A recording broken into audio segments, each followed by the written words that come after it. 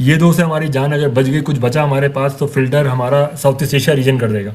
वहाँ से फिल्टर अगर लगता है तो मिडिल ईस्ट हमारा फिल्टर करना शुरू कर देगा। तो हमें डेटा को प्रेजेंटेशन देना पड़ेगी, हमें एनआईएच को, जो हमारे डॉक्टर्स को ग्राउंड लेवल पर काम करें। एक ट्रायल होती है जिसको हम लोग कहते हैं इन्वेस्टिगेटिव इनिशिएटिव ट्रायल। मैं डॉक्टर जावेद अकरम के साथ काम कर रहा हूँ। उनका नाम इस वक्त वर्ल्ड के 1% टॉप के रिसर्चर्स में से आता है। पाकिस्तान की ब्लेसिंग है, अल्लाह का शुक्र है। इसी तरह हमारे पास दो चार और बड़े बड़े नाम हैं जिनका नाम वर्ल्ड के टॉप रैंक रिसर्चर्स में आता है। अल्हम्दुलिल्लाह इनकी रिसर्च पब्लिकेशन, इनकी साइटेशन इतनी है कि इनका डेटा दिखा के हम स्पॉन्सर को जो है ना समझे मुतमईन करते हैं और पाकिस्तान में रिसर्च लेकर आते हैं। तो ये इन चीज़ों को अलाइन करने की ज़रूरत है। चीज़ें सारी मौजूद हैं सिकंदर साहब, बस आप यकीन करें कि सबको ओनरशिप लेनी एक दफ़ा। ड्रैप ने अब बहुत अच्छा काम कर लिया, अब ड्रैप उसको शोकेस करना शुरू करें। हम्बलनेस ड्रैप की अपनी जगह, लेकिन ड्रैप को शोकेस करना शुरू करें। ड्रैप के डब्ल्यूएचओ का प्री क्वालिफिकेशन हो गया लैब का भी रिसेंटली, और उनका जो डब्ल्यूएचओ स्कोर है ओवरऑल वो 90+% है, जो कि बहुत रिमार्केबल चीज़ है। Online registry, online database portal पे काम कर रहे हैं कि अगर हमारी ऑनलाइन डेटाबेस हो जाता है तो हमारी एप्लीकेशन ट्रांसपेरेंट हो जाएगी, किसी को फॉलो करने की ज़रूरत नहीं है। मैं आपको एक बस छोटा सा आसिम में 1 मिनट और लूँगा। रिसेंट में आपको डेवलपमेंट बताऊँ ड्रैप की, वो ये थी कि हमने और बाकी सीआरओज ने बार बार ड्रैप को बोला टाइमलाइन टाइमलाइन। अभी आप मैं टाइमलाइन का जिक्र कैसे बता रहा हूँ। जो पुराना प्रोसेस था वो ये था कि पहले हॉस्पिटल का आईआरबी अप्रूव करेगी स्टडी को, वो टाइम लेगी 1 महीना। फिर नेशनल बायोएथिक्स कमेटी अप्रूव करेगी, वो टाइम लेगी कम से कम भी 2 महीना 2.5 महीना। फिर ड्रैफ्ट उसको रिव्यू करेगी, वो कम से कम 3 महीना। तो ये सिक्वेशनल प्रोसेस था। अगर आप सबको मिलाएं तो 7 से 8 महीने ही लगते थे। 8 महीने बाद आप इम्पोर्ट लाइसेंस अप्लाई करते थे, दवाई आपके पोर्ट पे आती, क्लियर होती होती 9वें या 10वें महीने आप पेशेंट इनरोल करते थे। आप यकीन करें सिकंदर साहब, बहुत सारी ऐसी स्टडी हुई जब हम पेशेंट इनरोल करने के काबिल हुए, तब तक इंटरनेशनली रिसर्च खत्म हो चुकी, पेशेंट सारे खत्म ग्लोबली, क्योंकि कम्पिटेटिव इनरोलमेंट होती है, आपके पास कुछ नहीं बचा। हमने ड्रैप को प्रेजेंटेशन दी बहुत दफ़ा। ड्रैप ने क्या किया, ड्रैप ने एनबीसी और अपने आप को कहा कि जी आप पैरेलल सबमिशन करा दें। स्ट्रेट हमें स्लैश हो गया 3 महीने का टाइम लाइन। अब हमें जो है थ्रू आउट अप्रूवल जो है 2.5 महीने 3 महीने। इस वक्त पाकिस्तान की टाइमलाइन सबसे बेस्ट है पूरे साउथ ईस्ट एशिया में। मैं क्योंकि मार्केटिंग उसके अंदर काम कर रहा हूँ एडवाइजरी के तौर पे रीजनल अपने आईक्यूवीए के अंदर, तो मैं बाकी कंट्री से कंपेयर कर रहा हूँ। हमारी बहुत आइडियल टाइमलाइन इस वक्त हो चुकी हुई है। और जो अंडरस्टैंडिंग ड्रैप ने हमारी डेवलप कर दी है एक चेकलिस्ट के थ्रू, आपके पास गुड टू हैव डॉक्यूमेंट की लिस्ट है, आप पूरा डोजर कंप्लीट करें, सबमिट करें। कैसे आपको 3 महीने में अप्रूवल नहीं मिलता? तो ये सबसे आइडियल टाइमलाइन है। बस शोकेस कुछ करना है, एक एसआरओ निकालना है ऐसा जो हमें कस्टम्स और ड्यूटी पे थोड़ा सा रिलीफ दे दे वहाँ पर, और रेस्ट ड्रैप को खुद से मार्केट करना शुरू करे, ताकि स्पॉन्सर कहे कि हाँ जी ये कमर्शियल वॉइस नहीं है, ये कंट्री की रेगुलेटरी की वॉइस है कि वो करे। हमारे इंटरनेशनल ऑडिट्स होते हैं इस वक्त। मैं आपको एक और चीज़ बताऊँ, मैं अपनी सारी साइट्स को मुबारकबाद देता हूँ, उनको शुक्रिया कहता हूँ दिल से। आईक्यूवीए इस वक्त इंटरनेशनल ऑडिट्स कंडक्ट करा रही है हमारे, जो कि प्री यूएस एफडीए भी है और प्री चाइना एफडीए भी हमने करवाए। हमारी जितनी स्टडीज़ पाकिस्तान में हुई हैं उसका जो ऑडिट फाइंडिंग का रेशो निकला is less than 1% major finding. जो ऑडिटर आए थे उन्होंने जाके अभी रिसेंटली एक ऑडिटर पाकिस्तान से गए हैं, उन्होंने लिंक्डइन की पोस्ट पे अपने पर्सनल कमेंट डाले हैं पाकिस्तान के साइट्स के बारे में। तो ये एक ऑनर है हमारे लिए, और क्या है कि आपकी टीम डेडिकेटेड है, आपकी टीम बेहतरीन काम कर रही है, पाकिस्तान का सब कुछ है। बस हमें कॉन्फिडेंस देना अपने स्पॉन्सर को इंशाल्लाह, और will get. Thank you very much. जी, very well said. Munawwar Sahab ने ओवरऑल तो बहुत अच्छा सारा एक्सप्लेन कर दिया है। मेरे पास बहुत थोड़े से वर्ड्स बचे हैं जो कि मैं ऐड ऑन करूंगा। नो डाउट कि registry studies is very important, और उस पे फोकस करना बड़ा ज़रूरी है। वो इसलिए क्योंकि जब स्पॉन्सर कोई भी क्लिनिकल ट्रायल कंडक्ट करना चाहता है पाकिस्तान में, तो सबसे पहला उसका सवाल यही होता है कि क्या हमें ये पार्टिसिपेंट्स मिल जाएंगे इस पर्टिकुलर डिजीज के लिए। और दूसरा उसका सवाल ये होता है कि क्या हम एज्यूम कर सकते हैं कि विद इन द टाइमलाइन हम ये ट्रायल स्टार्ट कर लेंगे। तो नो डाउट ड्रैप का ये जो एक बहुत अच्छा इनिशिएटिव है पैरेलल सबमिशन, जिसमें हमारी सेंट्रल एथिक्स कमेटी, जिसको हम नेशनल बायोएथिक्स कमेटी भी कहते हैं, उनके अप्रूवल की जो सबसे पहली अप्रूवल होती है वो एनबीसी की अप्रूवल होती है। उसके बगैर ड्रैप भी आपका डोजी एक्सेप्ट नहीं करता। तो एनबीसी की अप्रूवल के बगैर ड्रैब ने हमें अलाउ किया कि आप अपनी आईआरबीज, यानी कि इंस्टीट्यूशनल रिव्यू बोर्ड, और इसकी जिसको हम दूसरे अल्फाज में लोकल एथिक्स कमेटी कहते हैं, उनकी अप्रूवल, और साथ आप अपना डोजिए कंपाइल करें अकॉर्डिंग टू द चेकलिस्ट, और आप वो सबमिट करें। अब इसमें एक बड़ी इंपॉर्टेंट बात यह है कि अगर मैं 2017 से आज ड्रैप को कंपेयर करूं, तो ड्रैप इज वेरी स्ट्रिंजेंट। और अल्हम्दुलिल्लाह ये एक बहुत बड़ी अचीवमेंट है कि हमारी ट्रैप और हमारे अदारे कमज़ोर नहीं हैं। और वो बिल्कुल मेरिट पे जाके अप्रूवल देते हैं। ये नहीं हो सकता कि कोई स्पॉन्सर हमें डॉक्यूमेंट्स कम दे, इवन हमें कोई हलाल सर्टिफिकेट ना दे, और ड्रैप वो प्रोडक्ट को एज अ ट्रायल एक्सेप्ट कर ले। तो वो हलाल सर्टिफिकेट से लेके तमाम चेकलिस्ट के तमाम डॉक्यूमेंट्स जो कि पेशेंट सेफ्टी और डाटा इंटेग्रिटी को इंश्योर करेगा, तो ड्रैप वो सारे हमसे कागज लेता है और हम स्पॉन्सर से लेते हैं। इवन समटाइम ड्रैप की क्वेरीज लगती हैं जो कि बड़ी वैलिड होती हैं, और हम लोग भी उस पर हैरान होते हैं कि ड्रैप ने इतना जबरदस्त पॉइंट ऑफ व्यू दिया है कि वाकई इसके बगैर, स्पॉन्सर से डॉक्यूमेंट लिए बगैर ये ट्रायल नहीं होना चाहिए। तो एक तो वो पैरेलल सबमिशन का जो एस्पेक्ट रैप ने हमें दिया, उससे हमारी टाइमलाइंस बेहतर हुई।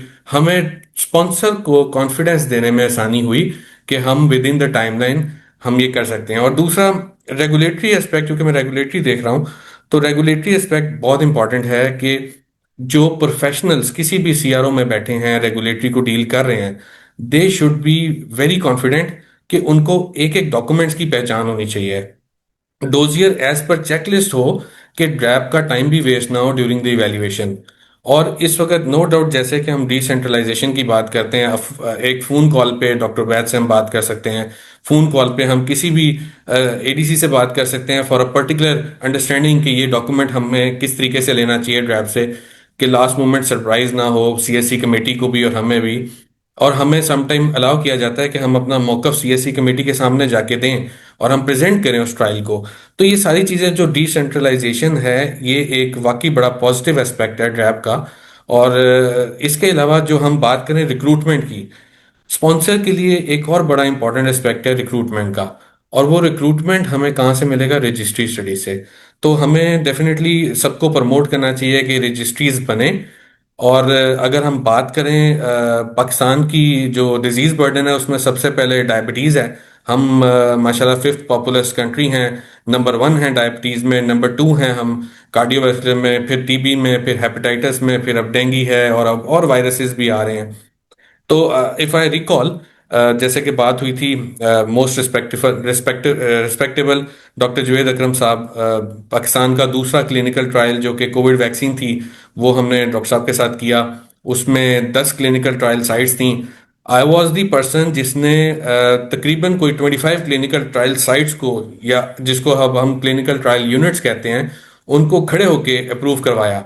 ड्रैप के साथ मैं रिप्रेजेंट किया मैंने as from from a CRO part, कि मैं क्लिनिकल ट्रायल साइट्स को एस्टेब्लिश करवाऊं, उनकी कैपेसिटी बिल्डिंग करूं, उनके एसओपीज बनवाऊं, यूनिफॉर्मिटी करवाऊं उनके एसओपीज की, ताकि आईसीएच जीसीपी के जो स्टैंडर्ड्स हैं उनको हम मीट करें, डब्ल्यूएचओ के स्टैंडर्ड्स को मीट करें। और नो डाउट, अगर हम बात करें डॉक्टर वैद साहब के बैकग्राउंड की, तो उन्होंने डब्ल्यूएचओ में के लिए बहुत सारा काम किया। अगर हम बात करें अख्तर अब्बास साहब की, उन्होंने रजिस्ट्रेशन में बहुत काम किया। तो फार्मास्यूटिकल और फार्मेसी डिवीजन में अब वो जब हैं, तो क्लिनिकल रिसर्च, ये दोनों एक्सपीरियंस जो है ये डेफिनेटली सिनर्जी क्रिएट करता है। तो ओवरऑल, हमें क्या चाहिए है एज अ टीम? हमें चाहिए है नेशनल क्लिनिकल रिसर्च स्ट्रेटेजी और विजन फॉर 2030। वो मैं इसलिए कह रहा हूँ कि अभी रिसेंटली ड्रैप ने और फेडरल मिनिस्टर साहब सैयद मुस्तफ़ा कमाल साहब ने एक इनिशिएटिव लिया कि ड्रैप के लिए उन्होंने नेशनल हेल्थ सिस्टम का आगाज़ किया। और वो पब्लिकली अवेलेबल है ड्रैप की वेबसाइट पे भी, और उसमें क्लिनिकल रिसर्च का पार्ट भी शामिल है। लेकिन आने वाले टाइम पे, जैसे कि अभी मुनव्वर भाई ने भी एक पॉइंट हाईलाइट किया कि जब हम बात करते हैं इंपोर्ट की, चाहे वो इन्वेस्टिगेशनल मेडिसिन प्रोडक्ट हो, चाहे वो कंपैरेटर हो, तो हमें वहाँ पे चैलेंजेस फेस करने पड़ते हैं, कन्फ्लिक्ट्स आ जाते हैं। राइट फ्रॉम दी, हमें जब क्लिनिकल ट्रायल अप्रूवल मिलता है, फिर इंपोर्ट लाइसेंस की स्टेज आती है, फिर हमें रीजनल ऑफिस से एनओसी लेना होता है, फिर हमने सिविल एविएशन के पास जाना है, और फिर हमने वो दवाई को अप्रूव कराना है। समटाइम हमें एज अ सीआरओ वहाँ पे प्रेजेंट भी होना पड़ता है डेक पे, और वहाँ पे हमें जस्टिफाई भी करना पड़ता है कि हम ये कंपैरेटर क्यों मंगवा रहे हैं, क्योंकि उसमें समटाइम ऐसा होता है कि कोई ना कोई कन्फ्लिक्ट्स आ जाते हैं अप्रूवल से रिलेटेड और जो दवाई आ रही है। और इसमें एक बड़ा इंपॉर्टेंट एस्पेक्ट और भी है, वो है शॉर्ट शेल्फ लाइफ का। समटाइम शॉर्ट शेल्फ लाइफ का केस आए तो वो टाइमलाइंस हमारी बिल्कुल ही हट जाती हैं। तो एक यूनिफॉर्म सिस्टम के तहत जो शेल्फ लाइफ वाला एक कंसर्न है, ग्रैब को उसको बेहतर तरीके से एड्रेस करना होगा। और हमें सबको, सारे स्टेक होल्डर्स को मिलकर बैठना होगा, जिसमें हम नेशनल लेवल पे एक स्ट्रेटेजी डॉक्यूमेंट बनाएं 2030।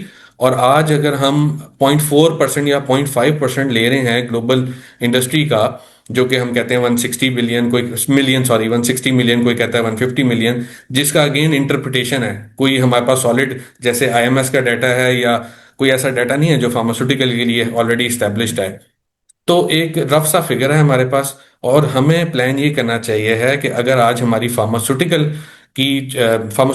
इंडस्ट्री जो है अराउंड 3 बिलियन है, एक्सपोर्ट्स 450 मिलियन है, तो एटलीस्ट हम खुद को 1% ऑफ द ग्लोबल शेयर पे लेके जाएं। इस स्ट्रेटेजी डॉक्यूमेंट में वो तमाम चीजें, इंफ्रास्ट्रक्चर डेवलपमेंट हो, वो फ्रेमवर्क हो, क्योंकि जो इस वक्त रिक्वायरमेंट है ना, अगर मैं इसको कंक्लूड करूं, तो सबसे पहली रिक्वायरमेंट है रोबस्ट फ्रेमवर्क। और रोबस्ट क्लिनिकल रिसर्च फ्रेमवर्क हमारे पास होगा तो हमारे पास स्ट्रॉन्गर ग्लोबल कोलैबोरेशंस होगी। जब हमारे पास स्ट्रॉन्गर ग्लोबल कोलैबोरेशंस होगी तो हमारे पास फास्ट एक्सेस एक्सेस होगी इनोवेटिव मेडिसिन की। और जब ये तीनों चीजें होंगी तो हमारा हेल्थ केयर सिस्टम बेहतर होगा। तो आई बिलीव हम सब स्टेक होल्डर्स को इकट्ठे होकर बैठना है।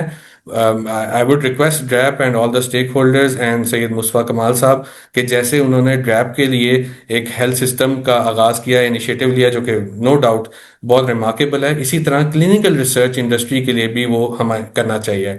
और साथ ही साथ देखें, हमारे पास और भी चैम्बर्स अवेलेबल हैं। अभी बात हो रही थी कि इंडस्ट्री में अगर हम बात करें, India is one of the clinical research hub. Malaysia की एग्जाम्पलरी मिसाल है हमारे पास कि उन्होंने कैसे एक अलाइंस नेटवर्क बनाया, और अंडर वन अम्ब्रेला उन्होंने अब क्लिनिकल रिसर्च को एज अ फ्रेमवर्क कर दिया है। और स्पॉन्सर के लिए भी आसानी है, और बड़े आराम से फिजिबिलिटीज करके क्लिनिकल ट्रायल्स को कंडक्ट कर सकते हैं विदाउट हर्डल्स। और इसी तरह से पाकिस्तान लेवल पे भी हमें कोई एक अम्ब्रेला अलायंस नेटवर्क बनाना चाहिए। ऑलरेडी दो हमारे पास एक बड़ा अच्छा अलायंस नेटवर्क है, डॉक्टर बाबर ने जो शुरू किया, उसमें वन ऑफ क्लिनसाइट कोलीग वो भी शामिल हैं, मुनव्वर साहब भी उसका पार्ट हैं। That is ACRP, association of clinical research professionals.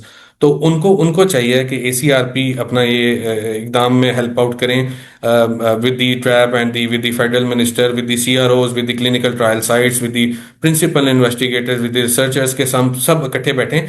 और जो दो हमारे पास बड़े बिजनेस हब हैं, एक है लाहौर चैम्बर ऑफ कॉमर्स, दूसरा है पाक चाइना चैम्बर ऑफ कॉमर्स, तो इन सब को हमें एंगेज करना चाहिए।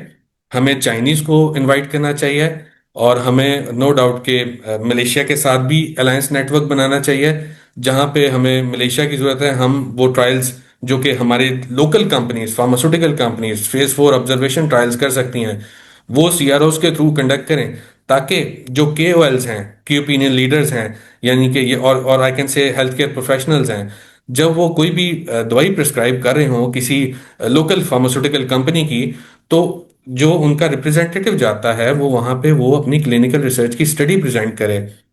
वो कोई भी हो सकती है, जरूरी नहीं है कि वो एक नई दवाई पे तजर्बा करेंगे या एक जेनेरिक मॉलिक्यूल में तजर्बा करेंगे कंपैरेटर के थ्रू, कि लेट्स से कि one company versus second company. No, वो अपनी सेफ्टी को स्टैब्लिश कर सकते हैं बेहतर। वो लेट्स से कि अपनी कोई भी new new treatment of label use उसको स्टैब्लिश कर सकते हैं। इसके अलावा वो कोई पैलेटेबिलिटी, लेट्स से कोई सस्पेंशन हैं, तो पैलेटेबिलिटी को इन्हांस कर सकते हैं। कोई भी छोटी क्लिनिकल ट्रायल से लेके एक अच्छे क्लिनिकल ट्रायल तक उनको कंडक्ट करना चाहिए। पाकिस्तान और बियॉन्ड बियॉन्ड में हमारे पास मलेशिया भी है, बियॉन्ड में हमारे पास इंडोनेशिया भी है, और मैनी अदर कंट्रीज जहाँ पे CROs जिनका ऑलरेडी तजर्बा है, उन्होंने क्लिनिकल ट्रायल्स कंडक्ट किए हुए हैं, वो उनको अलायंस नेटवर्क में शामिल कर सकते हैं। तो ओवरऑल हमें एक बेटर हेल्थ केयर सिस्टम बनाने के लिए सब स्टेक होल्डर्स को इकट्ठा होना है। और जहां तक बात है चाइना की, तो China is a $10 billion company, और $10 बिलियन इंडस्ट्री। और चाइनीज क्लिनिकल ट्रायल्स या कोरियन क्लिनिकल कंपनी ट्रायल्स जो कि पाकिस्तान में ऑलरेडी आ भी रहे हैं, तो this is the low hanging fruit. और हमें बल्कि नेक्स्ट टाइम कोई कॉन्फ्रेंसेस आती हैं, तो well I have attended a couple of CPHIs, और जो कि फार्मास्यूटिकल की बेसिकली एक एग्जीबिशन होती है जिसमें 45,000 गोरा प्रेजेंट होता है, और इंडिया से लेके हर कंट्री का, इवन पाकिस्तान की फार्मास्यूटिकल कंपनीज प्रेजेंट होती हैं। तो वाई नॉट, मैंने वहां पे देखा कि वहां पे मलेशियन पेविलियन है और डिफरेंट पेविलियंस हैं, तो वाई नॉट कि पाकिस्तान पेविलियन भी as a clinical research DIA में प्रेजेंट करे US में। जो स्टेक होल्डर्स जा सकते हैं, कुछ गवर्नमेंट की सब्सिडीज हों, तो ये ओवरऑल एक नेटवर्किंग है जिसके तहत हम बहुत सारा क्लिनिकल ट्रायल जो है पाकिस्तान में कंडक्ट कर सकते हैं।